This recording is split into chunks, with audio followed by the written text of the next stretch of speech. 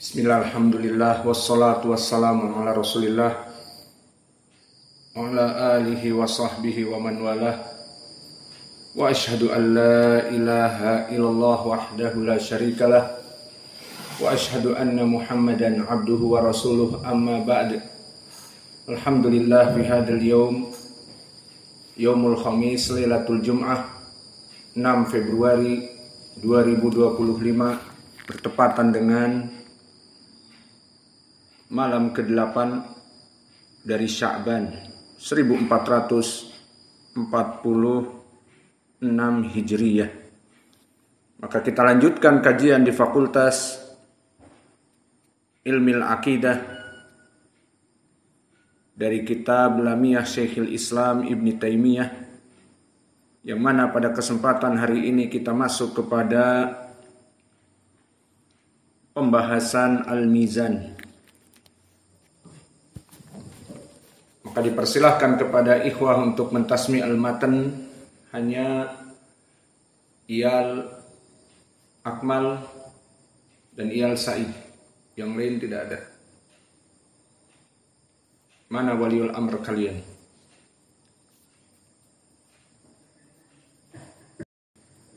Bismillah. Qala Syekhul Islam Ibnu Taimiyah rahimahullah ta'ala, ya sa'ili an madhhabi wa aqidati rizqal huda man lil hidayati yas'alu isma' kalam muhaqqiqin fi qawlihi la yantani anhu wa la yatawakkalu hubbu sahabati kullihim li madhhabun wa mawaddatu qurba biha tawassalu wa likulli qadrun ala fadailu lakin as-siddiqu afdalu wa aqulu fil qur'an ma ja'a bihi ayatuhu wa kalimun munzalu wa aqulu qala Allahu jalla jalaluhu wa mustafa hadi wa la ta'awwalu wa jami'u ayati sifati minha haqqan wa naqatu razal awwalu wa rubu man tahawala qala wa subha wa kullu ma takhayalu وحد من القرآن وراءه وإذا استدل يقول قال أخبره والمؤمنون يرون حق ربهم وإلى سماء كيف ينزلوا وقلب الميزان وحول الذي أرجو بأني من دوني أنهل.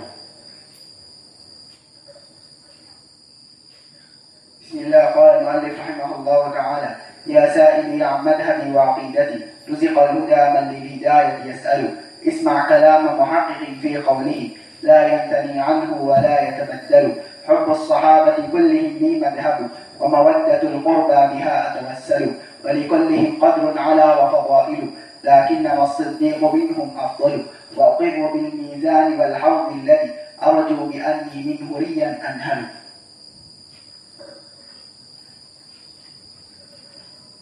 بسم الله. قال المؤلف رحمه الله تعالى: يا سائلي عن مذهبي وعقيدتي رزق الهدى من للهداية يسأل اسمع كلام محقق في قوله لا ينثني عنه ولا يتبدل حب الصحابة كلهم لي مذهب ومودة القربى بها أتوسل ولكلهم قدر على وفضائل لكنما الصديق منهم أفضل وأقول ما جاء في القرآن آياته فهو الكريم المنزل وأقول قال الله جل جلاله هو المصطفى الهادي ولا أتأول وجميع آيات الصفات أمرها حقا كما نقل الطراز الأول وأرد عهدتها إلى نقالها وأصونها عن كل ما يتخيل قبحا لمن نبذ القرآن وراءه وإذا استدل يقول قال الأخطل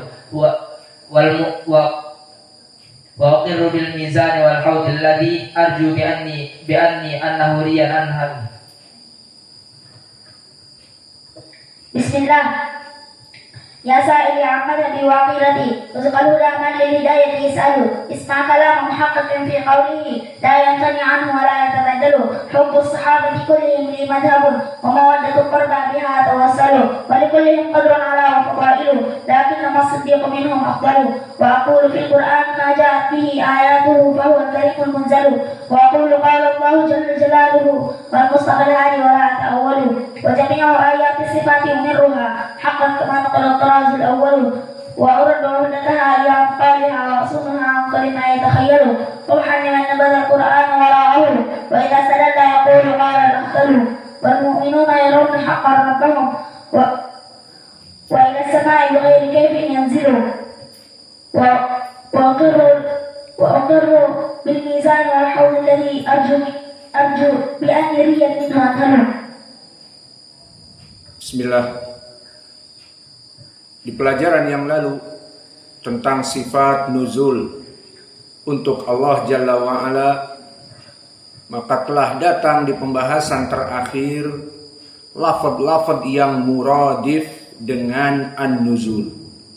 Maka bisa disifatkan untuk Allah jika sanadnya sahih dari muradif ini. Karena akidah ahli sunnah kita menetapkan sifat untuk Allah dari hadis-hadis yang sahih. Maka kita katakan telah datang muradif atau sinonim untuk kalimat nuzul adalah al-hubud, dan nuzul masdar dari nazala yanzilu nuzulan, dan hubud masdar dari habata yahbitu hubuton.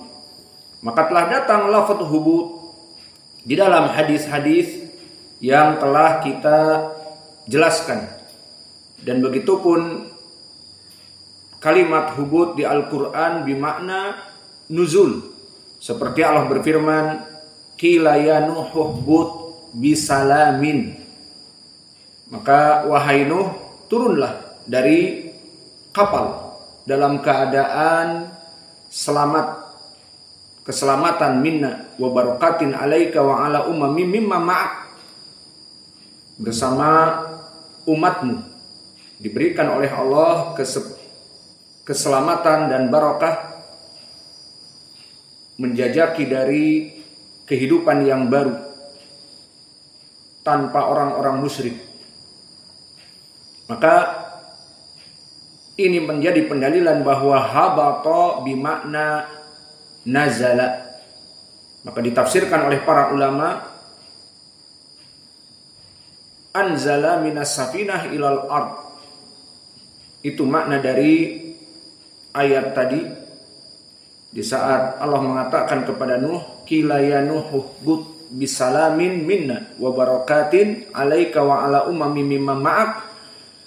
Diperintah oleh Allah agar turun dari kapal untuk kembali ke bumi, menginjakkan tanah bumi ini.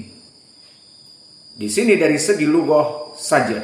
Adapun dari segi pendalilan bahwa telah datang riwayat dengan hubud, maka kita menetapkan untuk Allah sifat hubud ini datang di hadis Ali ibni Abi Thalib dan di hadis Abi Hurairah, dan telah kita takhrij hadis-hadis ini, iya apa tidak? Telah ditakhrij atau belum?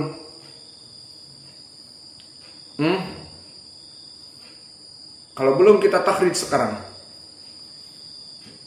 Hadis yang pertama datang dari Ali ibni Abi Thalib, bahwa Nabi Muhammad sallallahu alaihi wa ala alihi wasallam bersabda, laula an asyqa ala ummati la amartuhum bisiwak inda kulli shalah wala akharat al isya al akhirah illa thuluthil lail fa innahu idza madha thuluthal lail al awwal habatallahu tabaraka wa taala ila sama'i dunya. Sudah dicatat mahaluh wa man akhrajah. Sudah apa belum? Kalau sudah kita lewati, kalau belum lihat catatan antum, sudah apa belum? Maka hadis dari yang kami sebutkan ini diriwayatkan oleh Imam Ahmad dan Al-Bazzar serta Ad-Darimi di Rad al-Jahmiyah dan Abu Ya'la di dalam musnadnya, kulluhum min tariq Muhammad ibn Ishaq qala wa haddatsani ammi Abdurrahman ibnu Yasar an Ubaidillah ibni Abi Rafi' dari bapaknya dari Ali ibni Abi Thalib, bahwa Nabi Muhammad SAW menyebutkan tadi hadis bahwa jika Allah telah melewati sepertiga malam terakhir, maka habatallahu tabaraka wa ta'ala ila sama'id dunya. Allah habata, dan tadi kami sebutkan habata sinonim dari nazala. Maka di sini di dalam hadis Ali ini, jika dia sanadnya sahih, baik sahih lidatih ataupun sahih li ghairih dengan jalan yang lain, maka di sini kita bisa menetapkan sifat Allah itu hubud. Tidak hanya nuzul saja tetapi hubud. Yang maknanya sama, hubud dengan nuzul sama. Maka di sini mahalu hada as-sanad. Maka sanad ini sahih. Meskipun Ibnu Ishaq tadi adalah Muhammad Ibnu Ishaq Mudallis, Namun di sini telah mengatakan haddatsani, telah meriwayatkan kepadaku ammi, pamanku, siapa? Abdurrahman ibnu Yasar. Dan kedudukan Ubaidillah ibni Abi Rafi' dan meriwayatkan dari bapaknya semuanya rijalnya thiqat. Maka Ubaidillah ibnu Abi Rafi' thiqah, disikohkan oleh Ibnu Ma'in. Dan Abu Rafi' namanya Aslam, maula Nabi Muhammad sallallahu alaihi wa ala alihi wasallam, dan dia seorang sahabi. Maka sanadnya sahih kepada Ali radhiyallahu anhu. Maka permasalahan sifat hubud turun itu sanadnya telah datang dalam keadaan sahih dari Ali. Dan datang juga pengikut dari Abi Hurairah, sahabat yang lain. Berkata Rasulullah sallallahu alaihi wa ala alihi wasallam, "Innallaha yumhilu," bahwa Allah membiarkan setelah lewat sepertiga malam terakhir, maka habata ila sama'i dunya, Allah turun kepada langit dunia, dan dia mengatakan sumayunadi, maka Allah yunadi. Apa makna yunadi? Seperti muadzin, yunadin nas, menyerukan. Nah, di sini dalil tentang apa? Kalamullah, bahwa Allah mempunyai sifat kalam. Maka orang-orang Al-Asy'ariyah, orang-orang Maturidiyah, orang-orang Kulabiyah, maka mereka menafikan sifat berbicara untuk Allah, padahal di Al-Quran jelas wa kallamallahu Musa takliman, dan di hadis ini Allah menyeru bahwa Allah berbicara. Apa yang diserukan? Hal min mudnibin, hal min mustaghfirin, hal min sa'ilin, hal min da'in. Maka apakah ada orang-orang yang berdosa yang ingin meminta ampunan? Maka apakah ada orang-orang yang meminta dan berdoa kepadaku agar aku jawab? Maka hadis ini dari Abi Hurairah diriwayatkan oleh Imam Ad-Daruqutni di kitab An-Nuzul, yang mana di sanadnya dari Abdus Salam ibnu Asim, amba'ana Abu Zuhair, amba'ana Jabir ibnu Yahya al-Hadrami, an Abi Ishaq, anil Aghar, an Abi Hurairah. Maka di sini sanadnya dhaif dikarenakan Abdus Salam ibnu Asim layyinul hadis. Berkata Abu Hatim syekhun, maka berkata Al-Hafidh makbul. Dan juga Abu Ishaq As-Sabi'i mudallis, dia dalam keadaan an-anah. Maka sanadnya dhaif dari Abi Hurairah. Namun telah datang tadi di riwayat yang kami sebutkan dari siapa tadi yang sahih, dari Ali radhiyallahu anhu. Maka permasalahan hadis dengan lafaz hubud, maka dia itu sahih, muradif dengan hubud. Kemudian masalah yang lain, ada lagi lafaz yang sinonim dengan lafaz tadalli. Makna tadalli, Allah itu turun. Tadalli itu Allah menurunkan dirinya. Dan pendalilan tentang lafaz sinonim yang lainnya ini telah datang di hadis, yang mana hadis ini diriwayatkan oleh sahabat Amr ibnu Abasah, di mana Nabi berkata kepada Amr ibnu Abasah, laqad sa'alatni an syai'in ma sa'alani anhu ahadun qablak. Maka telah menanyakan kepadaku yang tidak ada sahabat yang lain yang bertanya kecuali kamu, tentang Allah itu tadalli, Allah itu menurunkan dirinya. Inna Rabba tabaraka wa ta'ala yatadalla min jawfi lailil akhir, bahwa Allah itu yatadalla, Allah itu menurunkan dirinya di sepertiga malam yang terakhir. Maka ini hadis akhrajahu Ibnu Humaid di dalam Musnadnya dan Imam Ahmad serta Ibnu Mandah di kitab At-Tauhid dan Ad-Darqutni di dalam kitab khusus kitab An-Nuzul, maka semuanya dari jalan Huraiz ibni Utsman, haddatsana Sulaim ibnu Amir an Amr ibnu Abasah, dari sahabat Amr ibnu Abasah tadi. Maka di sini semua rijalnya thiqat, walakin Sulaim tidak mendengar dari Amr ibnu Abasah, maka sanadnya menjadi munqati', terputus. Maka dengan ini, apakah kita menetapkan sifat tadalla bahwa Allah itu turun karena sanadnya dhaif? Kita katakan tentang permasalahan Allah turun ke langit dunia di sepertiga malam terakhir dengan lafaz tadalla, maka tadi sanadnya dhaif. Walakin telah sahih dengan lafaz yang lain semakna dengan ini. Hadis apa? Hadis Isra dan Mi'raj. Maka telah datang hadis di saat Nabi diangkat ke Sidratul Muntaha, di hadis yang diriwayatkan oleh Imam Al-Bukhari. Maka hadis ini sahih, diriwayatkan oleh Imam Al-Bukhari, yang mana Nabi Muhammad sallallahu alaihi wasallam menceritakan hatta jaa Sidratul Muntaha. Maka Allah mengangkat Nabi Muhammad sampai kepada Sidratul Muntaha. Dan makna Sidratul Muntaha adalah tempat yang paling tinggi yang ada di dekat Allah, di samping Allah, di Sidratul Muntaha. Summa mada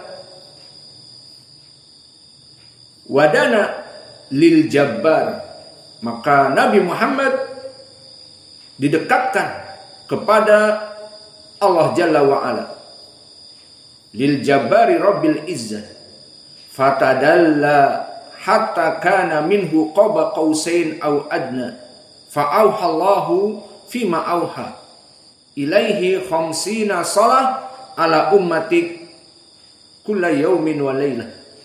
Maka syahidnya di sini Nabi didekatkan kepada Allah.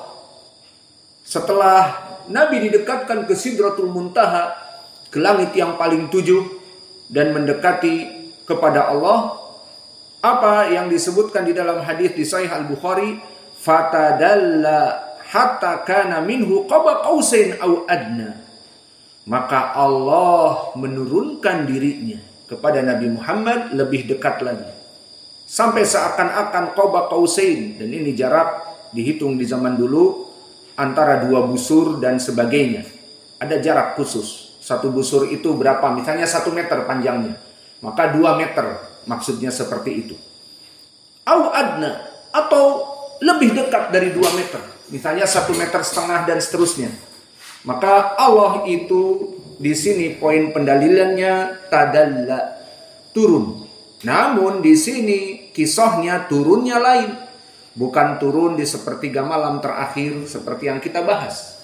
Maka di sini kita katakan sifat tadalla, apakah dia itu sifat yang kita tetapkan? Jawabnya na'am, sama. Kita menetapkan sifat tadalla karena hadisnya sahih di Sahih Al-Bukhari. Namun bukan kisah tadalla Allah turun ke langit dunia, namun tadalla Allah turun kepada Nabi Muhammad yang diangkat ke Sidratul Muntaha, didekatkan hatta qaba qausain au adna, sampai jarak 2 meter ataupun 2 busur dan seterusnya, atau lebih kurang dari itu. Maka disebutkan fatadalla, maka Allah menurunkan dirinya kepada Nabi lebih dekat. Maka ini adalah pendalilan dari sifat tadalla. Maka Allah itu turun kepada Nabi Muhammad. Kesimpulannya, sifat nuzul yang ada maka telah datang sahih dengan lafaz habata. Jadi nuzul dan hubut sahih.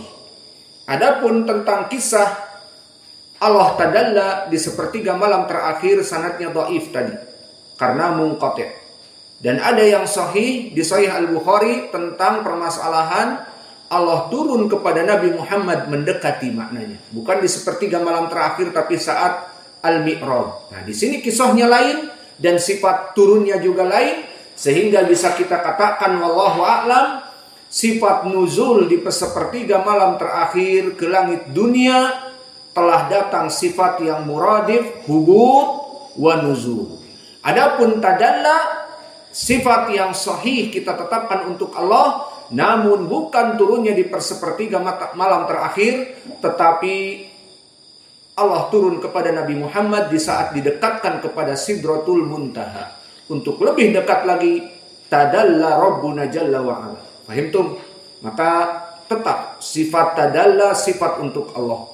Namun muradif ataupun sinonim dengan kisah turun ke langit dunia tidak. Sifat tadalla turun Allah kepada Nabi Muhammad yang diangkat ke Sidratul Muntaha di kisah Isra wal Mi'raj.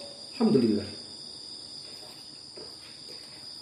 Maka dengan ini selesai dari matan tentang permasalahan nuzul. Sekarang kita masuk kepada permasalahan yang baru. Dan ini manhaj Ahlussunnah wal Jamaah yang baru. Wa uqirru bil mizani wal haudil ladzi arju bi an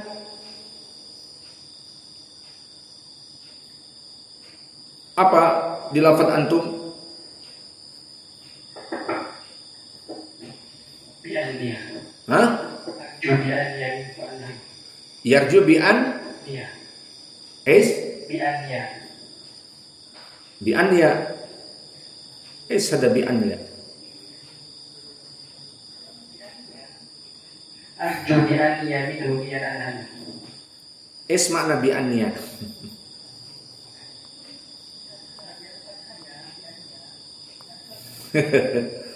Baik.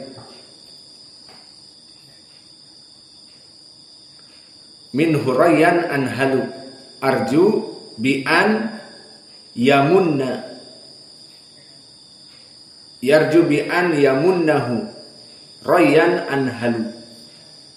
Ya apa tidak? Yang salah dibenarkan. Taib.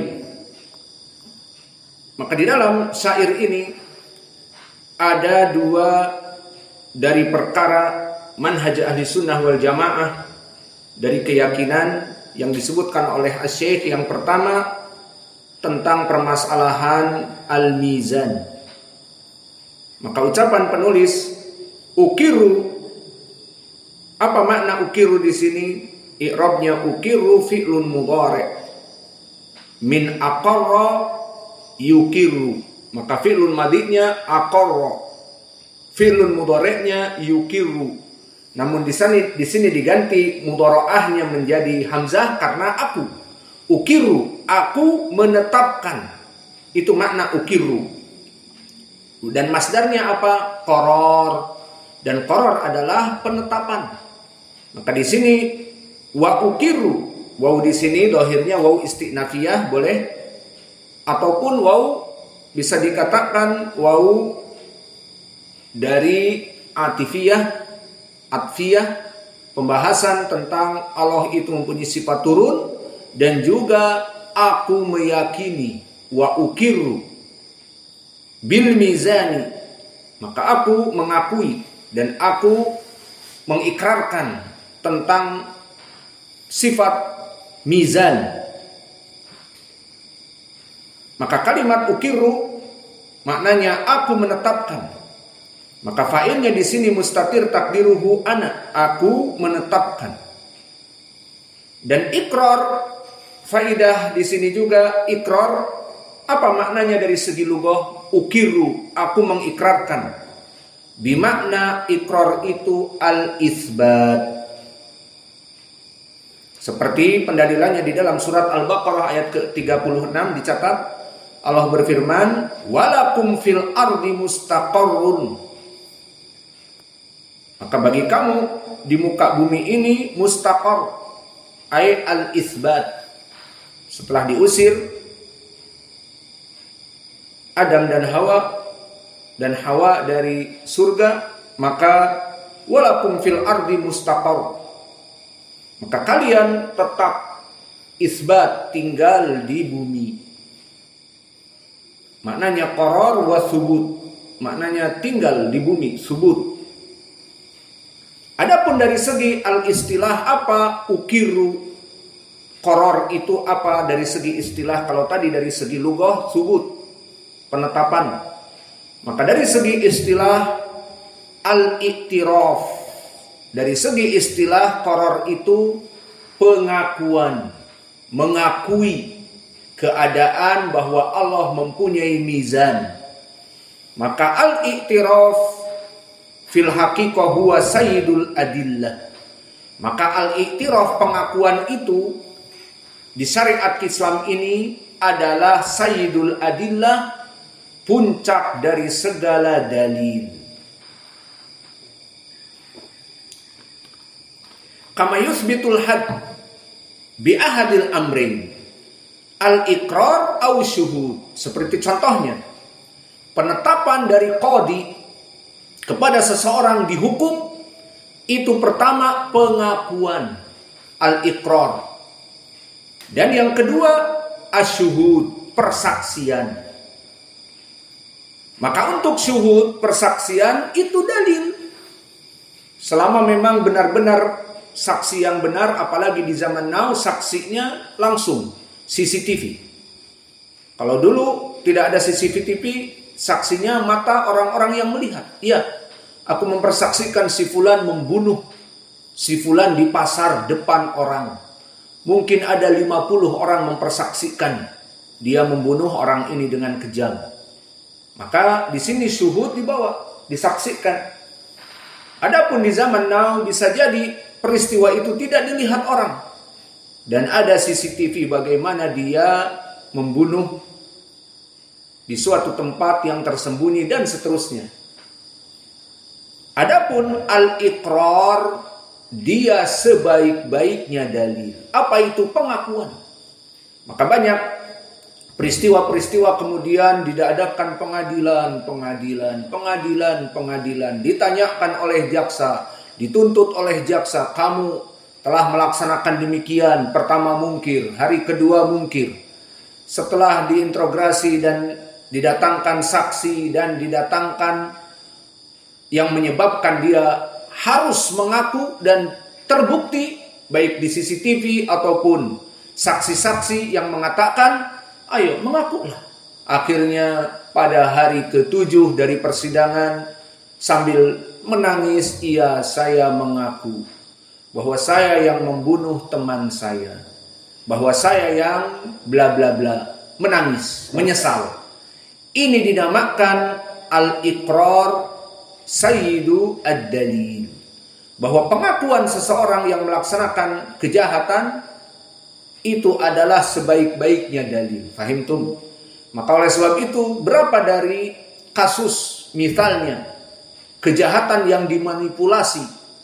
Misalnya seseorang tidak pernah melaksanakan kejahatan, namun memang sudah direncanakan agar dia itu menjadi korban kejahatan, ditangkap dan dipukuli dan dipaksa untuk menandatangani bahwa saya mengakui. Maka dia katakan, wallah saya tidak berbuat apa-apa, tidak mau saya menandatangani pengakuan. Dipukuli, didera, kemudian ayo tanda tangan surat pengakuan. Kenapa? Karena setelah dia menandatangi surat pengakuan, itu akbarul burhan bagi pengadilan untuk menghukumi dia dan seterusnya. Maka inilah yang tadi kita sebutkan, iqrar adalah sayyidu ad-dalil, sayyidul burhan. Dia adalah rajanya ataupun tuannya dari dalil.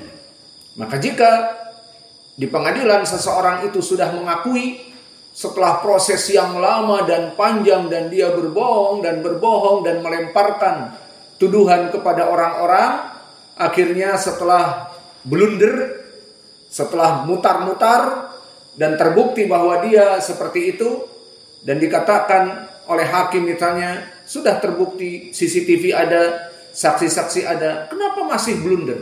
Diancam kalau tetap blunder dan menyebutkan orang-orang yang tidak berdosa, kamu menuduhnya akan diberikan hukuman yang lebih berat. Akhirnya menangis mengaku, iya, saya berbuat mengambil uang 100.000 ataupun dari santri dan sebagainya, blunder tadinya. Akhirnya mengaku, dan setelah mengaku itulah poin pendalilan yang paling kuat. Maka dinamakan dengan Sayyidu Al-Burhan atau Sayyidu Dalil. Maka dengan al-i'tiraf Sayyidul Adillah ini, dulu Nabi Muhammad bahkan menghukum dengan rajam, pembunuhan kepada para sahabatnya dengan pembuktian tadi. Apa? Al-i'tiraf. Maka telah datang kepada Nabi banyak sekali dari para sahabat yang i'tiraf. Dan permasalahan dia berselingkuh dengan tetangga, dengan istri orang, tidak diketahui oleh Nabi di zaman sahabat. Tahu-tahu bunting, barulah datang kepada Nabi dan mengadu. Maka di sini telah datang di zaman as-sahabat Ma'iz ibnu Malik al-Aslami dari laki-laki, mengadu kepada Nabi, saya telah melaksanakan zina muhsan, padahal dia laki-laki, tidak hamil. Dan yang datang perempuan Al-Ghamidiyah datang kepada Nabi, dan kisah-kisah di sini telah datang hadis-hadis yang sahih. Maka untuk kisah dari kedua sahabat ini bisa dilihat di hadis Al-Bukhari dan Muslim. Dan untuk kisah Ma'iz ibnu Malik telah datang diriwayatkan oleh Imam Muslim, di mana dengan gagahnya dia datang kepada Nabi, ya Rasulullah, tahhirni, wahai Rasulullah, sucikan aku. Maka berkata Nabi, waihak, irji fastaghfirillah wa tub ilaih. Apa yang terjadi dengan kamu pulang? Minta ampun kepada Allah, bertobat atas dosa-dosa kamu. Kenapa? Datang kepadaku mengatakan sucikan aku. Qala faraja'at. Kemudian ghairu ba'id ja'a ila Rasulillah. Faqala tahhirni ya Rasulullah. Sucikan aku ya Rasulullah. Maka di sini Nabi tidak tahu apa yang dilakukan. Maka kembali Nabi mengatakan, waihak, apa yang terjadi dengan kamu? Irji fastaghfirillah wa tub ilaih. Minta ampun kepada Allah, Allah Maha mendengar dan Maha pengampun. Kenapa datang kepadaku? Summa raja'a ghairu ba'id. Maka pulang, balik lagi. Maka menunjukkan bahwa orang ini mempunyai sesuatu. Summa ja'a faqala ya Rasulullah tahhirni. Maka dibicarakan kepada Nabi apa yang terjadi. Sampai 4 kali disuruh pulang oleh Nabi. Maka akhirnya Nabi menanyakan, fima utahhiru, tentang apa dosa yang kamu lakukan sampai kamu ingin aku mensucikannya? Qala minaz zina, dari perzinaan. Fasala Rasulullah sallallahu alaihi wasallam, ayu jununun. Maka apakah kamu gila pada saat itu, tidak sadar dan seterusnya? Atau kamu dalam keadaan pengaruh khamr? Lihat, khamr bahayanya, di saat orang mabuk maka dia hilang akal. Maka istri tetangga dipikirnya istrinya. Akhirnya terjadi selingkuh. Maka apakah kamu mabuk? Maka diperiksa dari mulutnya, apakah dia mabuk dan seterusnya? Tidak. Maka dikatakan azanaita, qala na'am. Dengan istri orang iya. Maka rajam. Faqala fa'amara bihi farujima. Maka diperintahkan untuk dirajam. Maka ini kisah diriwayatkan oleh Imam Muslim. Dan begitupun kisah Al-Ghamidiyah, perempuan dari Al-Ghamidiyah yang muttafaqun alaih juga hadisnya. Maka kisah Al-Ghamidiyah di sini karena dia perempuan, maka kisahnya lain. Kalau tadi Ma'iz laki-laki, tidak mengandung, tidak hamil. Adapun Al-Ghamidiyah dia datang dalam keadaan menunjukkan perutnya yang bunting, bukan dari suami yang resmi, tetapi dari laki-laki yang lain, selingkuh. Maka lihat ya ibadah Allah, permasalahan selingkuh di zaman dulu, perkara yang menakutkan, maut, mati, dirajam. Adapun sekarang bangga, para artis fulan, nauh, atau artis apa, telah selingkuh dengan istri yang lain, telah selingkuh dengan istrinya orang, bangga. Allahul musta'an. Dan perempuan-perempuan yang selingkuh dengan artis-artis laki-laki, bangga bahwa itu fulan simpenanku, bahwa si fulan artis itu adalah selingkuhanku. Dan dia bangga dilakobi dengan pelakor. Apa pelakor? Perebut laki-laki orang. Jadi dia bangga merebut laki-laki orang. Ini hukumnya adalah rajam. Jika ada pemerintah yang mengurusi permasalahan ini, maka lebih baik. Dan ini hanya usul, dan kita sebagai ahli sunnah tidak memburuk-burukkan pemerintah yang ada. Namun jika diadakan seperti ini dan kita memohon kepada Allah, ada pemerintah yang mengurusi permasalahan ini, sangat baik. Sehingga para pelakor-pelakor dan mereka yang berbangga dengan selingkuh itu bisa dibatasi. Adapun di zaman now, maka mereka sangat bangga. Artis-artis bangga bisa menjadi pelakor dari perempuan, dan laki-laki pun tidak sembarangan untuk berselingkuh dengan perempuan-perempuan yang lain. Perempuan-perempuan itu mempunyai suami. Allahul musta'an.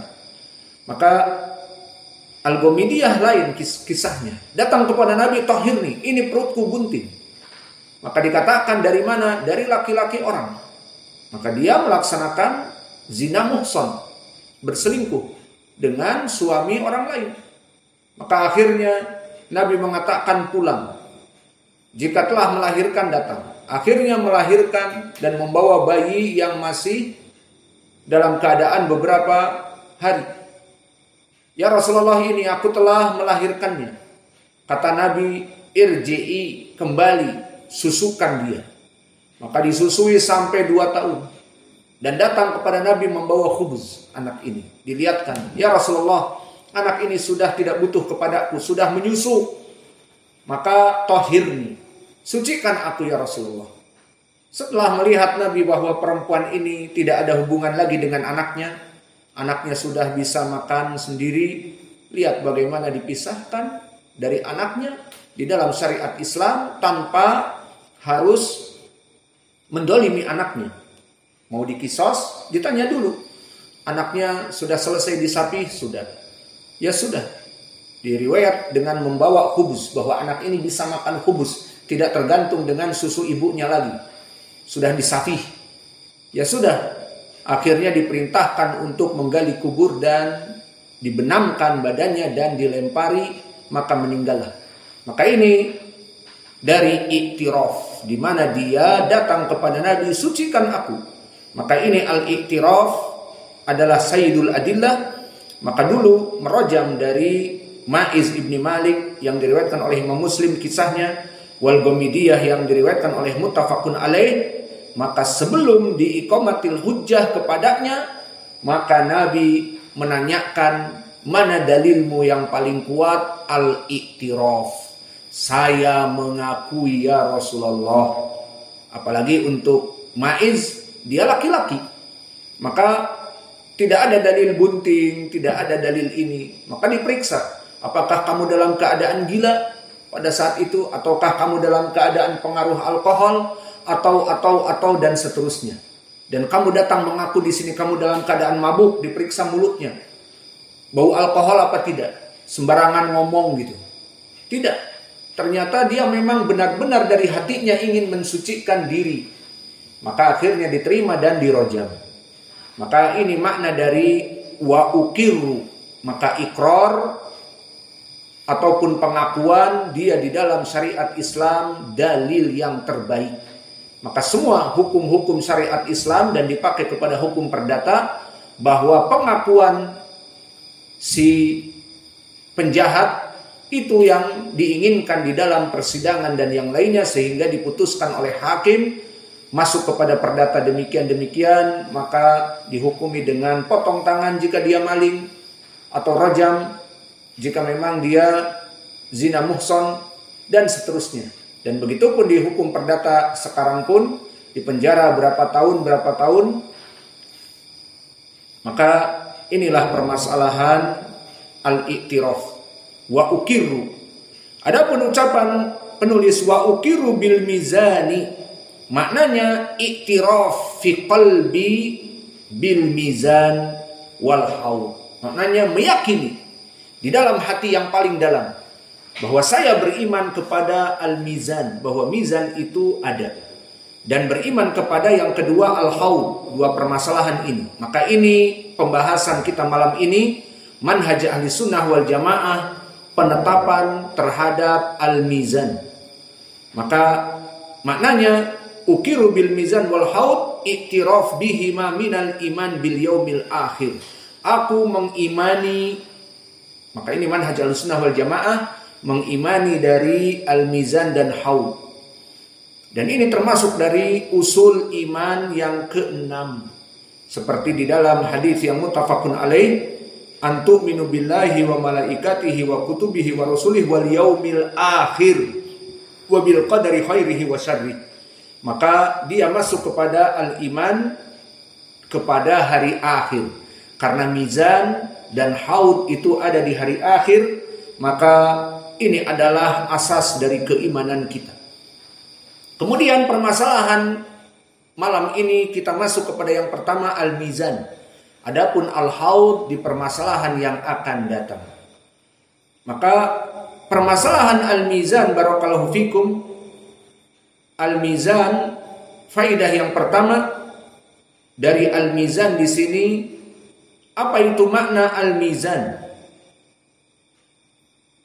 Maka al-mizan adalah timbangan untuk menimbang amal-amal dan yang lainnya.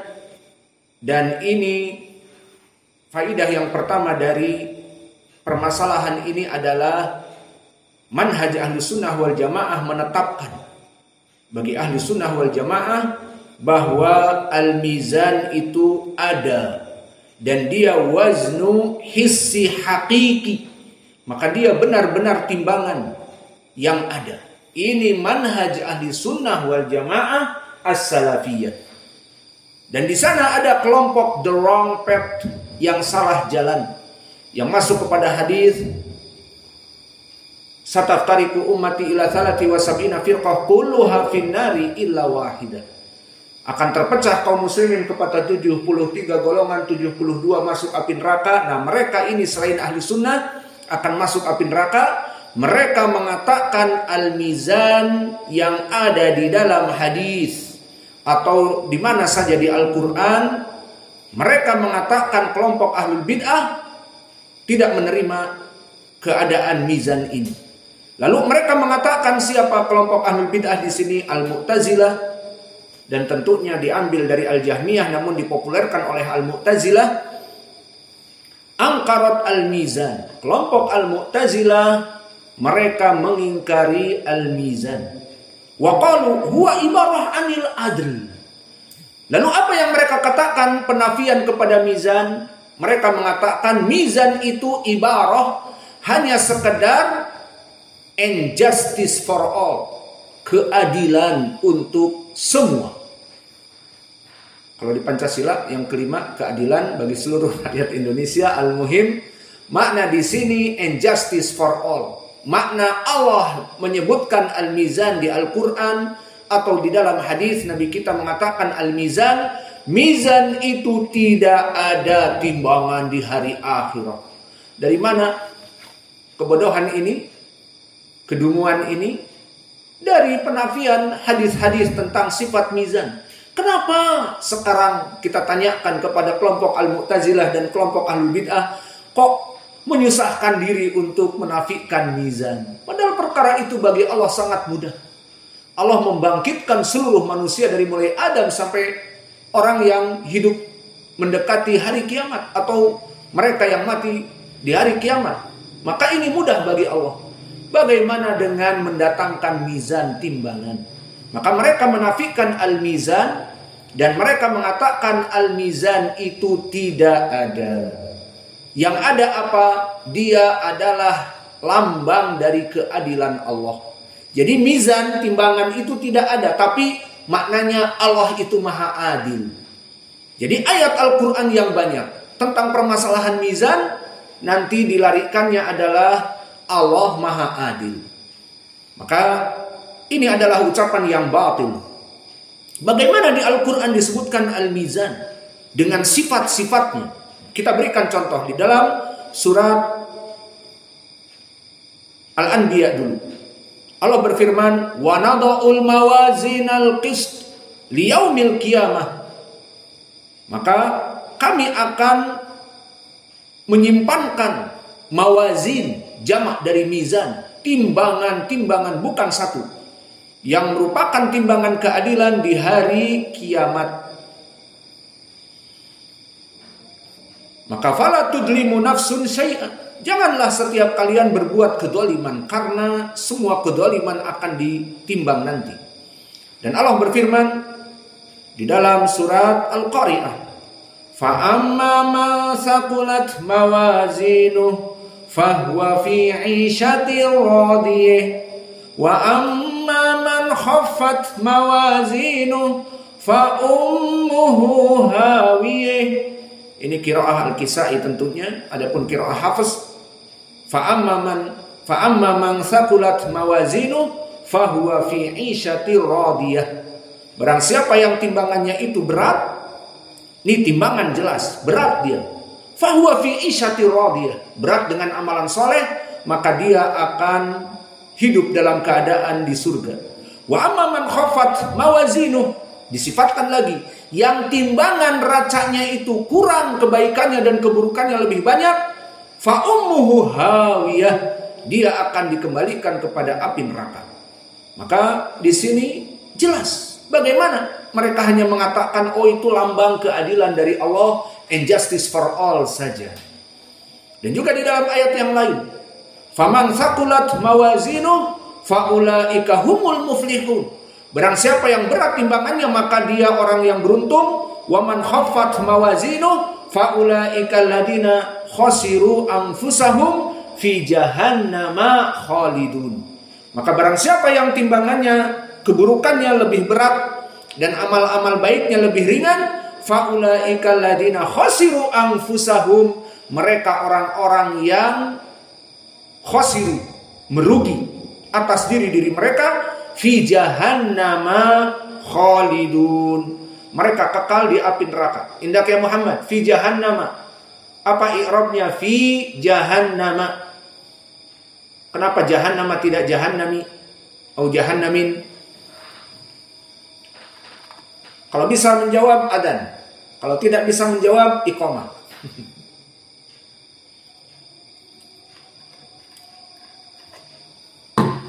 Allahul musta'an.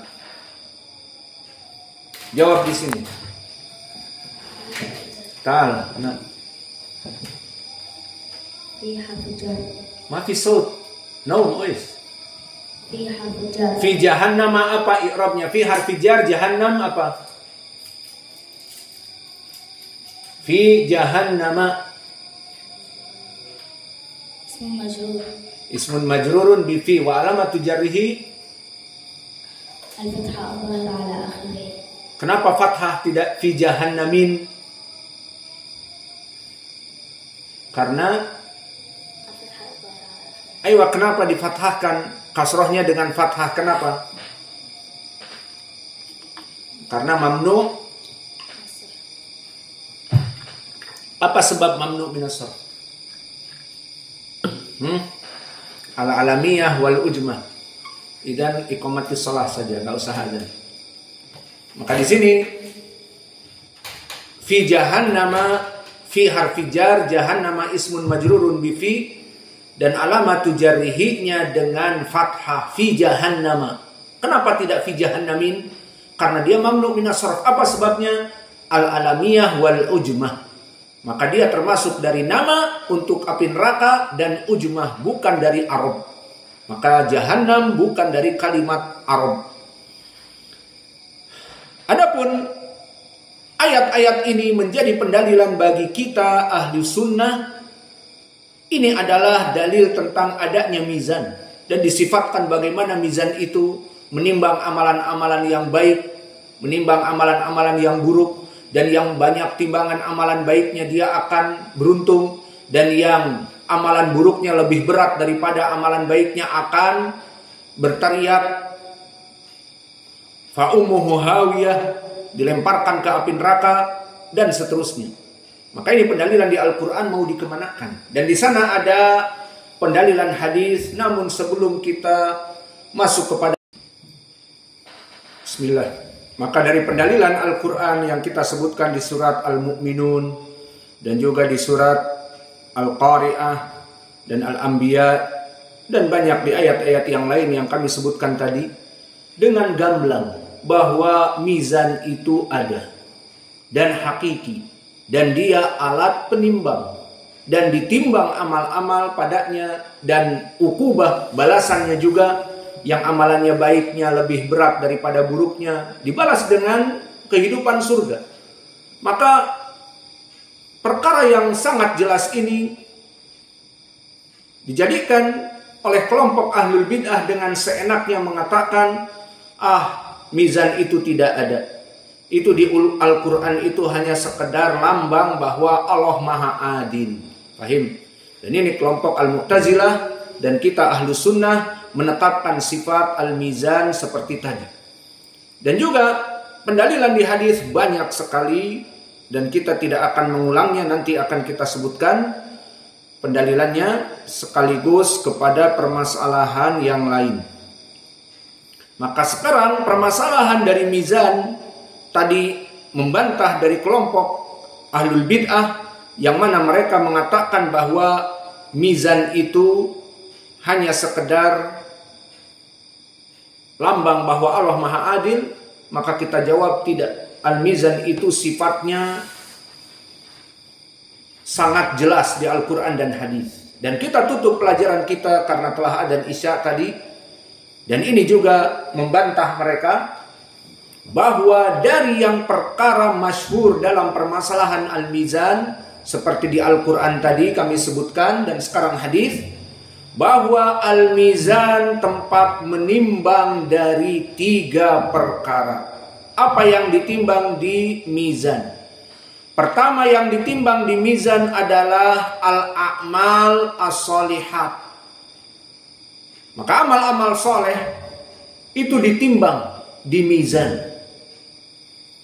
Adapun pendalilannya banyak. Ini yang pertama, amal-amal soleh yang ditimbang di mizan. Dan yang kedua, orangnya yang ditimbang.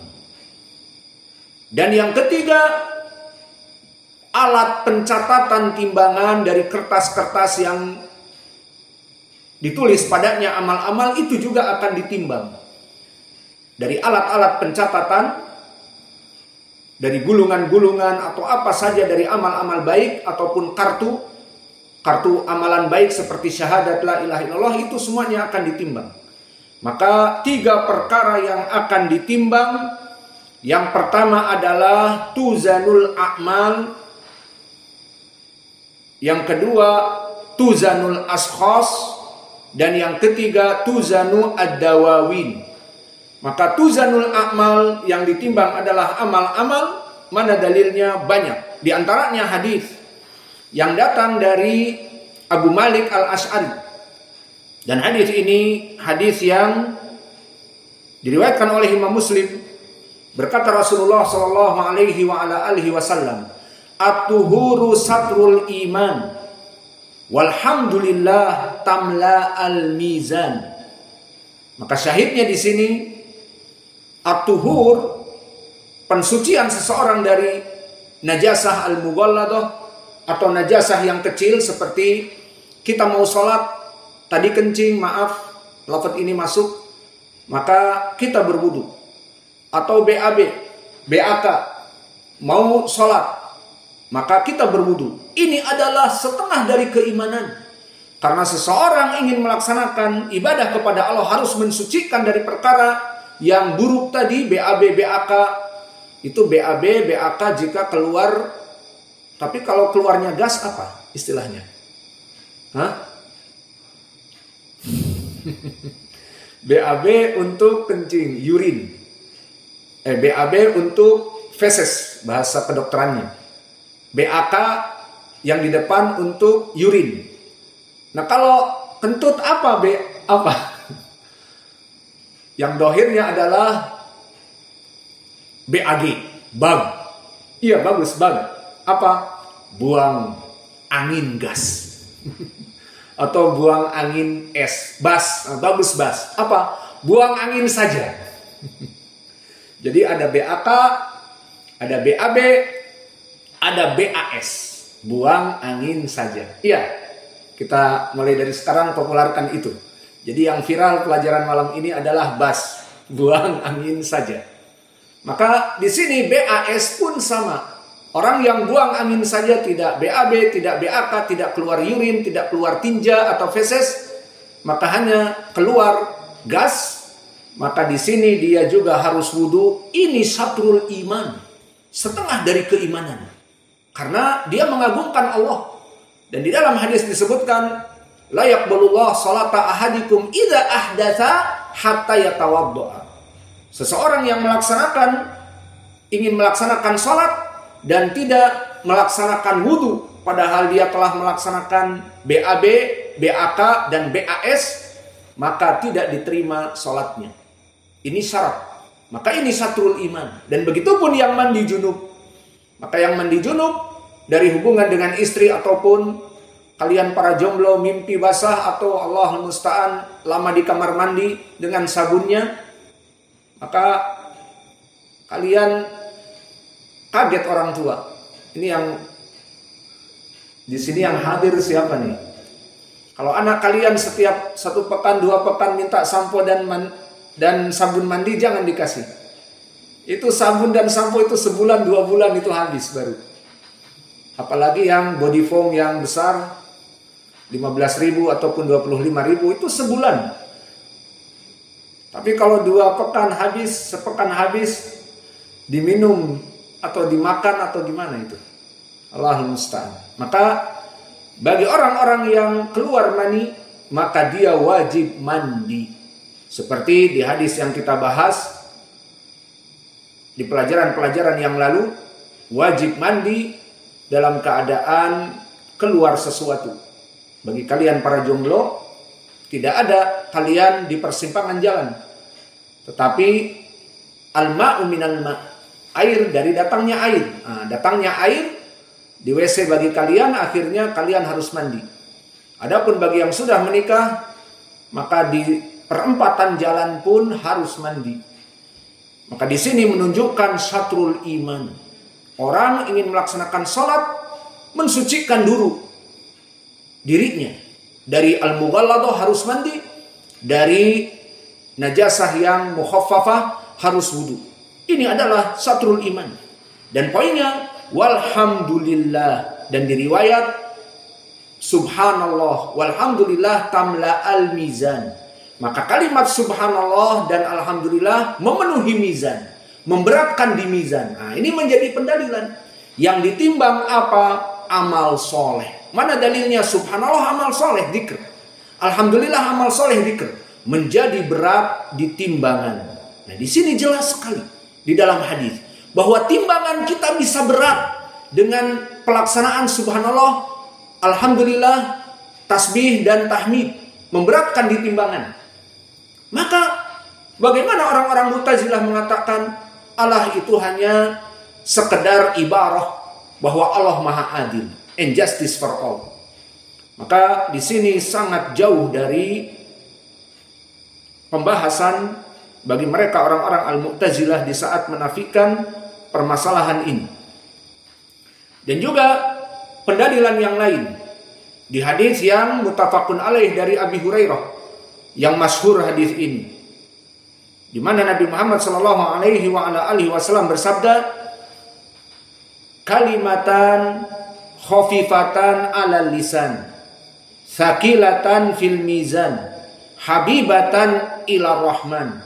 Subhanallah wa bihamdihi, subhanallahil adzim. Subhanallahil adzim, subhanallah wa bihamdihi. Seperti itu lafadznya, ada yang dikedepankan dan ada yang diakhirkan. Maka di hadis ini pun jelas. Dua kalimat khafifatan ala lisan, mudah di lisan, menyebutkannya mudah. Dan apa? Sakilatan fil mizan, membuat berat di timbangan mizan. Habibatan indar rahman, dua kalimat ini sangat dicintai oleh Allah. Maka kalian ingin mendapatkan pahala dengan mudah, sibukkan lisan kalian, basahi lisan kalian dengan ini. Apa? Subhanallah wa bihamdihi, subhanallahil adzim. Subhanallah wa bihamdihi, subhanallah al-adzim. Maka ini kata Nabi tadi, mudah di lisan dan berat di timbangan dan dicintai oleh Allah. Subhanallah al-adzim wa bihamdihi, subhanallah wa bihamdihi, subhanallahil adzim. Maka hafal kalimat ini dan ulang-ulang di mulut kalian, timbangan kalian akan berat. Lihat jelas sekali, amalan-amalan soleh ini berat di timbangan. Bagaimana mereka menafikan? Maka dari dua hadis ini menjadi pendalilan bagi kita, yang ditimbang itu adalah apa? Amal-amal soleh. Dan pendalilan yang ketiga di hadis Abi Darda. Dan hadis Abi Darda diriwayatkan oleh Imam Ahmad dan Al-Humaydi dari jalan Sufyan an Amr an Ibni Abi Mulaikah an Ya'la Ibni Mamlak an Ummi Darda dari Abi Darda. Maka di dalam hadis ini disebutkan di hadis Abi Darda, asqalu syai' fil mizan al-khuluqul hasan. Yang paling berat di timbangan mizan itu the good manner, akhlak yang mulia. Maka hiasilah kita dengan akhlak yang mulia. Sudah manhaj kita ahli sunnah, sudah manhaj kita salafi dari akidah. Dan ilmu fikih kita pelajari, ilmu Al-Quran bahkan dengan qiraat kita punya, ilmu tajwid dan ilmu fikih dan ilmu lughatil arabiyah dan seterusnya kita punya. Namun itu semuanya akan hancur dari dakwah kita yang manhajnya selamat kalau kita bad manner. Apa bad manner? Akhlaknya buruk. Mentang-mentang dirinya misalnya ahlu sunnah atau mempunyai masyayikh ahlu sunnah atau muridnya dari imam ahlu sunnah, kemudian arogan, memandang yang lainnya selain dari dirinya adalah insekta. Apa insek? Serangga. Maka berakhlak yang buruk ini, menganggap yang lain selain dirinya adalah insekta, maka dia merasa diri menjadi seorang sunni salafi yang besar dan sebagainya.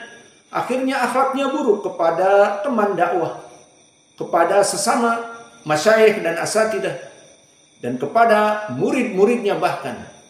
Sehingga murid-muridnya pun dicerca dan seterusnya tanpa dalam keadaan adab.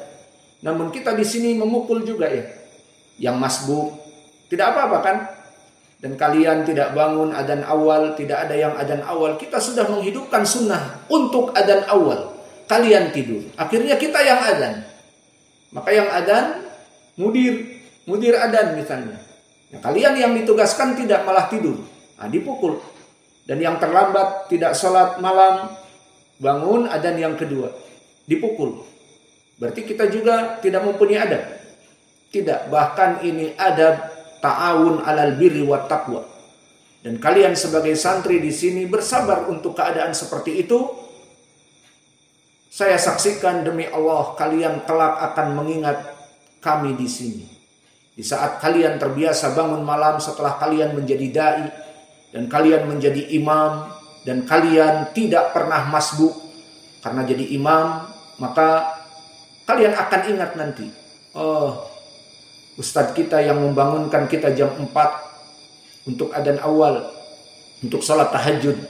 Dan ustadz kita dulu yang memukul kalau kita masbuk, sehingga tidak pernah masbuk. Namun Allahul Musta'an, kalian dipukul hari ini, besoknya masih tetap dipukul. Dan dipukul forever. Forever in touch.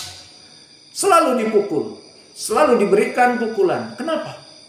Harusnya kalian malulah untuk tidak dipukul, usahakan. Maka di sini yang wali-wali santrinya hadir, please anak-anaknya ini tidak pernah ataupun yang selalu tidur di majelis ataupun selalu tidur tidak sholat tahajud, agar perhatian kepada anaknya. Jika tidak mempunyai alarm, belikan alarm. Mau beli speaker yang besar pun, yang bassnya oke, maka pasang di sakan. Jadi bukan titit, tapi duduk. Bagaikan AK-47 suaranya misalnya. Bangun semua. Namun yang jadi penyakit memang meskipun kalian sudah dibangunkan, duduk, yang membangunkan dan menggedor-gedor lewat, tidur lagi sampai adzan yang kedua. Itu penyakit memang. Meskipun membeli alarm dan seterusnya tetap. Maka kembali kepada permasalahan afqalu syai' fil mizan al-khuluqul hasan. Maka sebaik-baiknya dari timbangan yang berat adalah timbangan orang-orang yang mempunyai akhlak mulia. Maka akhlak mulia, apa definisinya? Dia adalah akhlak yang timbul dari hati, dari ajaran Islam. Seperti memberikan sedekah kepada yang memerlukan. Bahkan memberikan sedekah keeping smile, senyuman. Di saat kita datang masuk masjid, Assalamualaikum, mau mengadakan sholat, maka kalian tersenyum dan kita pun tersenyum. Itu akhlak yang mulia. Bukan kita dalam keadaan tidak tersenyum dan marah, dan bertemu dalam keadaan marah, tidak. Maka itu pun good manner. Dan kalian kalau puasa bilang kepada kita tidak tahu kalian puasa. Kalau tahu, kita membelikan makanan, nasi, memberikan gorengan dan sebagainya, agar kita tahu. Dan kita dapat pahala. Hanya memberikan gorengan 30.000, 40.000, kita masuk kepada hadis, man aftara sha'iman ka ajri as-sha'im. Barang siapa yang memberikan buka makanan kepada orang yang berpuasa, dapat pahala. Maka bilang, ada di hari Kamis ini 5 orang puasa, bilang seperti itu. Biar kita membelikan nasi goreng ataupun apa untuk kalian. Taib, besok lagi. Dan alhamdulillah insya Allah di bulan puasa, di bulan Ramadan kita melaksanakan daurah insya Allah di sini. Kita memberikan kepada yang mau belajar, karena semua pondok libur, kita tidak libur. Maka silahkan bergabung, kita memberikan akomodasi, makan gratis, berbuka puasa gratis, sholat tarawih juga gratis. Dan iktikaf 10 hari Ramadan, silahkan. Dan yang bertahan dengan kita iktikaf sampai sholat id, kita alhamdulillah lapangan sholat id insya Allah sebentar lagi kita semen. Maka kami akan bahkan memberikan amplop untuk malam Idul Fitr. Jadi ada THR-nya. Kalau orang-orang yang kerja di dalam negeri mendapatkan THR di bulan Ramadan, kita pun membagikan THR untuk santri. Tapi iktikaf. Bisa iktikaf di masjid dan ikut belajar dengan kita, maka kita berikan makanan, minuman gratis dan PDF dari kitab yang kita pelajari. Dan insya Allah pelajaran yang akan kita berikan bukan pelajaran seperti yang sekarang. Pelajaran yang panjang dan lama, dan pelajaran yang ilmunya berhubungan dengan ilmu lughah Arabiyah, ilmu rijal, ilmu hadis, tidak. Kita akan memberikan fokus kepada ilmu Quran dan juga ilmu akidah. Kita berikan kitab yang khusus dan kitab fadail, keutamaan-keutamaan, seperti keutamaan melaksanakan amalan dan yang lain. Insya Allah kita akan segera membuat iklan. Dan bagi para santri yang mau datang di sini, ahlan wa sahlan wa marhaban, kita siap untuk menjamu kalian. Maka ini dari husnul khuluq, dari akhlak yang mulia. Maka ini pendalilan yang ditimbang itu amalan soleh. Dan hadis ini hadis yang hasan li ghairi dari Abi Darda, bahwa atau hadis yang sahih bahwa timbangan amal itu yang paling berat di sisi Allah akhlak yang mulia. Maka orang jika mempunyai akhlak yang mulia, bersyukurlah kepada Allah. Dia mudah untuk membantu manusia, dia mudah untuk memberikan sedekah, dia mudah untuk memberikan apa saja yang dia mampu dengan mudah. Maka itu tandanya bahwa dia mempunyai akhlak yang mulia, harus bersyukur karena sangat berat ditimbangannya. Ini yang pertama. Dan yang kedua yang ditimbang apa? Al-ashkhas. Apa makna al-ashkhas? Badan orang tersebut. Badan orang tersebut. Iya. Oh, kalau begitu lebih baik saya menggemukkan diri. Saya obesitas. Berat badan saya seperti pegulat sumo, itu lebih bagus. Berapa pegulat sumo? 350 kg. Yang mana di sini nanti aku ditimbang akan menjadi berat. Berarti pahalaku nanti akan panjang dan lama dan berat, akan masuk surga. Jawabannya tidak. Tidak mesti kalian harus makan banyak. Maka orang-orang yang kurus krempeng pun nanti amalannya menjadi berat.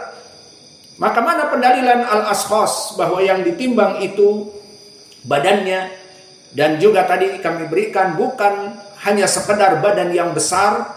Kita punya orang ini meninggal umur usianya sekian dan berat badannya 250 kilo.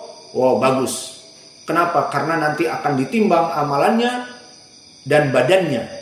Nanti 250 kilo. Wow, beratnya banyak. Adapun orang yang mati dalam keadaan kurus krempeng, maka dikatakan aduh miskin, nanti ditimbang badannya dalam keadaan amalannya sedikit. Lah, bukan itu yang menjadi poin. Itu nanti di sisi Allah karena amalannya tadi seorang muwahhid, seorang ahli tauhid, tidak mensyirikkan Allah, maka dia timbangannya akan menjadi berat. Dan seorang seperti pegulat sumo yang mana dia dalam keadaan beratnya 350 ataupun setengah ton. Berapa setengah ton? 500 kilo. Maka dia dalam keadaan kafir musyrik, maka sangat ringan. Mana dalilnya? Di hadis yang diriwayatkan oleh Imam Al-Bukhari dan Muslim tentang timbangan yang ditimbang badan-badan mereka. Innahu la ya'ti ar-rajulu al-adimu as-saminu yaumal qiyamah la yazinu indallah junaha ba'udah. Bahwa akan didatangkan di hari kiamat kelak seseorang yang sangat besar, as-samin, sangat gemuk, obesitas, dan badannya sangat besar di hari kiamat. Di saat ditimbang, la yazinu indallah junaha ba'udah. Di saat ditimbang, maka di sisi Allah tidaklah beratnya itu bagaikan junah ba'udah, sayap dari nyamuk. Pernah timbang sayap nyamuk? Berapa beratnya sayap nyamuk? Nah, di sini orang yang gemuk besar, kata Nabi, obesitas mungkin 500 kilo atau mungkin 1 ton. Kemudian di saat ditimbang amalannya like nothing, seperti tidak ada apa-apanya. Seperti apa? Seperti junah ba'udah, seperti sayap dari ba'udah. Apa ba'udah? Ba'udah adalah nyamuk. Maka sayap nyamuk sangat ringan. Maka ini menjadi poin perdalilan di hadis yang muttafaqun alaih, bahwa tidak mesti jika amalan kita ingin berat, maka kita harus obesitas. Kita harus memberatkan badan. Berat badan saya 93 kilo. Farhan, senang. Kenapa? Nanti di mizan saya akan berat menjadi 93 kilo paling sedikit. Maka lebih baik daripada yang 60 kilo. Jawabnya tidak seperti itu. Maka di sini orang yang musyrik kafir tidak ada beratnya di sisi Allah. Dan pendalilan yang lain, hadis yang diriwayatkan oleh Ashabus Sunan, diriwayatkan oleh Imam Ahmad dan Ibnu Hibban dari Abdullah bin Mas'ud, yang mana Abdullah bin Mas'ud diceritakan dulu yang sangat cinta kepada Nabi, dan kita semuanya pun cinta kepada Nabi, dan seluruh para sahabat cinta kepada Nabi. Di saat Ibnu Mas'ud ingin memberikan Nabi siwak. Siwak yang kita pakai ini bukan siwak pasta gigi, tetapi siwak dari akar misalnya. Maka itu di Yaman itu, kita dulu di negeri Arab muda, itu adalah akar dari pohon siwak. Maka tinggal dicabut akarnya, maka banyak sekali akar-akar itu bermanfaat menjadi siwak. Dan dulu Ibnu Mas'ud ingin memberikan siwak kepada Nabi. Maka tadi kita bahas, dia tinggal dicabut. Jadi ada pohon siwak dicabut. Nah, antum tahu kalau mencabut bagaimana posisinya? Bagaimana cara mencabut? Maka posisinya dia di atas pohon tersebut. Pohon-pohon ini tidak begitu tinggi. Kecuali memang sudah tua, dia bisa tinggi. Maka tinggal dicabut dari akarnya. Dan posisi mencabut ma'ruf. Kedua kakinya dalam keadaan meregang. Iya. Nah, disitulah Ibnu Mas'ud. Di saat Ibnu Mas'ud mengangkat misalnya sarungnya ataupun gamisnya diikatkan, maka yang terlihat betisnya dan kakinya. Dan dia seperti split, melebarkan kaki. Seperti split latihan dari MMA ataupun Taekwondo atau Brazilian Jiu-Jitsu juga. Maka diregangkan kakinya. Maka para sahabat yang lain tertawa. Maka Nabi mengatakan, apa yang terjadi? Kenapa kalian tertawa? Wa kana fi saqihi diqqah fadhahikal qaum. Maka dilihat pada sak ataupun betisnya itu tipis. Maka ada dari sebagian manusia yang betisnya itu tipis. Pahanya juga tipis. Bukan atletis, tidak gemuk dan gempal. Maka ditertawai oleh para sahabat yang lain. Apa kata Nabi? Ma yudhikukum min diqqati saqihi atau saqihi. Apa penyebabnya kalian tertawa dengan betis Ibnu Mas'ud yang kurus? Walladzi nafsi biyadihi innahuma athqalu fil mizan min Uhudin. Subhanallah. Maka demi Allah, betis yang kalian tertawakan karena tipis, dipikirnya beratnya hanya 2 kilo misalnya, karena saking kurusnya, maka itu di sisi Allah kelak akan ditimbang badan dia. Betisnya saja akan lebih berat daripada gunung Uhud. Gunung Uhud antum tidak tahu berapa tingginya dan seterusnya. Maka Nabi memberikan contoh bagi para sahabat yang melihat keadaan di sekitarnya. Maka dicontohkan dengan gunung Uhud karena gunung Uhud ini berada di Madinah. Maka terlihat dari ahli Madinah melihat gunung Uhud ini contohnya. Gunung Uhud yang besar. Namun kita tidak bisa melihatnya, maka kita berikan contoh Gunung Kerinci. Gunung Kerinci sudah jelas tingginya berapa? 3.805 mdpl di atas permukaan laut. Maka gunung ini gunung tertinggi di Sumatera dan juga di Jawa. Setelah Jayawijaya di Papua yang di atas 4.000-an, maka dia 3.800. Maka Gunung Kerinci atapnya dari Sumatera yang kita pernah ke sana dan tidak jadi naik, butuh 2 hari 2 malam. Ngapain kita ada dakwah dan seterusnya. Maka di sini sangat tinggi. Terbayang Gunung Kerinci yang 3.805 mdpl ini besar dan tinggi. Itu hanya sekedar kakinya Ibnu Mas'ud yang kecil lebih berat daripada gunung yang menjulang tinggi ini. Maka di sini hadisnya hadis yang sahih. Tadi kami sebutkan diriwayatkan oleh Imam Ahmad dan Ibnu Hibban yang sanadnya bertumpu kepada Hamad Ibnu Salamah, haddatsana Asim Ibnu Bahdalah, Anzir Ibnu Hubais, an Abdullah Ibnu Mas'ud. Tinggal pertanyaannya, indak ya Hudzaifah mahalu hadal sanad. Bagaimana kedudukan sanad ini? Tidak tahu. Sahih. Sanadnya sahih. Wah, parah kau. Indak ya Muhammad. Saya ulang sanadnya. Hamad Ibnu Salamah hadatsana Asim Ibnu Bahdalah, Anzir Ibnu Hubais, an Abdullah Ibnu Mas'ud. Mahalu hadas sanad? Hasan. Hasan. Kenapa Hasan? Asim Ibnu Bahdalah. Asim Ibnu Bahdalah, kenapa dia? Wahwa saduq. Saduq hasanul hadis. Masya Allah. Lihat Hudzaifah. Umurnya Hudzaifah 15 tahun. Adiknya yang jawab 10 tahun, 5 tahun beda. Jawabannya lebih baik daripada kakaknya, Allahul musta'an. Ainak anta? Maka alhamdulillah, lihat santri kita di sini umur 10 tahun bisa menghukumi hadis ini hasan. Karena ada tadi ilahnya Asim ibnu Bahdalah dan dia saduq. Alhamdulillah. Mungkin adik-adik kita dimanapun yang berusia 10 tahun mungkin tidak bisa menghukumi sanad. Maka hadis ini hadisnya hasan dikarenakan riwayat tadi. Dan dia mempunyai mutaba'ah dari jalan yang lain, maka bisa menjadi sahih li ghairi. Maka hadis yang tadi kita sebutkan hadis yang hasan li dzati dan naik kepada derajat sahih li ghairi dari jalan yang lain. Kesimpulannya yang ditimbang di sini badan juga. Dan yang ketiga yang ditimbang adalah ad-dawawin. Apa itu dawawin? Catatan dari amal-amal. Baik amal buruk atau amal yang soleh. Mana dalilnya? Dalilnya hadis yang diriwayatkan oleh Ashabus Sunan dari Abu Daud dan yang lainnya yang masyhur dengan hadis Al-Bitaqah. Dan hadis Al-Bitaqah ini diriwayatkan oleh Ashabus Sunan dari Abdullah bin Amr bin Al-As. Yang kisahnya panjang namun saya ringkas karena waktu sudah tidak ada lagi, sekarang jam 8.20, subhanallah. Maka di hadis ini disebutkan akan didatangkan di hari kiamat kelak manusia yang mempunyai amal-amal yang buruk, mempunyai 99 gulungan. Nih catatan amalan buruknya, ini poinnya. Maka orang ini dikatakan oleh Allah, apakah mendolimi para pencatatku dari malaikat? Di saat ditampakkan dosa-dosanya, tidak.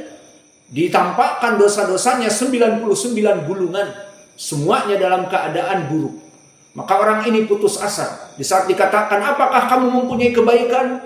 La ya Rabb, tidak. Aku tidak mempunyai kebaikan sedikit pun. Kemudian Allah mengatakan, bal indaka khairun. Tapi kamu mempunyai kebaikan di sisi kami. Apa itu? Kamu tidak pernah melaksanakan kesyirikan dan mati dalam keadaan tauhid, sehingga kamu mempunyai catatan kard la ilaha illallah.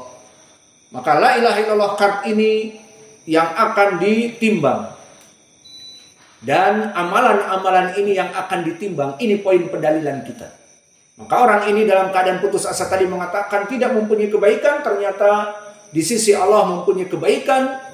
Fahdurul mizan. Ini poin pendalilannya. Didatangkan mizan. Nah, bagaimana kelompok Mu'tazilah menafikan mizan itu dikatakan hanya sekedar keadilan dari Allah. Ini lihat, ditimbang amal-amal soleh. Maka ditimbang al-hasanat, ditimbang as-sayyi'at. Maka al-hasanat apa? Bitaqah la ilaha illallah yang dohirnya kecil dan tipis. Dan catatan 99 yang dohirnya besar dari catatan ini, 99 gulungan. Satu gulungannya kalau dibuka, mada basarin, sejauh mata memandang.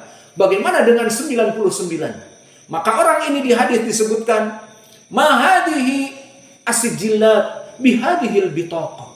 Maka ya Allah, apa faidahnya catatan kartu tauhid bahwa saya melaksanakan tauhid ditimbang dengan 99 keburukan, maka akan jauh lebih berat dibanding amalan la ilaha illallah ini. Namun apa kata Allah? La azlimukal yaum. Aku tidak akan mendolimi kamu pada hari ini. Kemudian di saat ditimbang, farufi'atis sijillat wa sukilatil bitaqah. Maka menjadi berat timbangan amal la ilaha illallah, tidak pernah berbuat syirik itu jadi berat timbangannya. Dan 99 catatan keburukan jadi ringan terangkat. Wala yuskilu ala Allahi ala ismillahi. Maka tidak ada yang lebih berat daripada amalan tauhid, salat, ibadah semua diberikan kepada Allah, itu paling berat dari pahala. Maka kita bersyukur kepada Allah dalam keadaan tauhid. Salat kita, belajar menuntut ilmu kita, dan sedekah dan yang lainnya hanya untuk Allah, bukan untuk makhluk, dan bukan untuk jin, dan bukan untuk patung-patung, dan seterusnya, tetapi hanya untuk Allah. Maka poin pendalilannya apa di sini? Poin pendalilannya ditimbang catatan amalan kebaikan dan amalan keburukan. Maka inilah 3 yang ditimbang. Dan dari 3 yang ditimbang ini, Dari perkara-perkaranya, pendalilannya kami sebutkan. Pertama apa? Amal soleh. Dan yang kedua, tempat pencatatan. Ketiga apa? Badan dari orang yang dalam keadaan melaksanakan amal-amal tadi akan ditimbang. Maka 3 perkara inilah pendalilannya. Dan ini semuanya membantah kepada kelompok yang salah jalan, the wrong path, terutama yang masyhur dari kelompok Al-Mu'tazilah yang menafikan sifat-sifat mizan di Al-Quran dan hadis tadi yang jelas. Mereka hanya mengatakan bahwa al-mizan ibarah and justice for all. Hanya sekedar timbangan keadilan Allah atas hambanya saja. Maka inilah yang bisa kita berikan. Wa naktafi ilahuna wa jazakumullahu khaira wa barakallahu fi ilmikum. Subhanakallahumma bihamdika asyhadu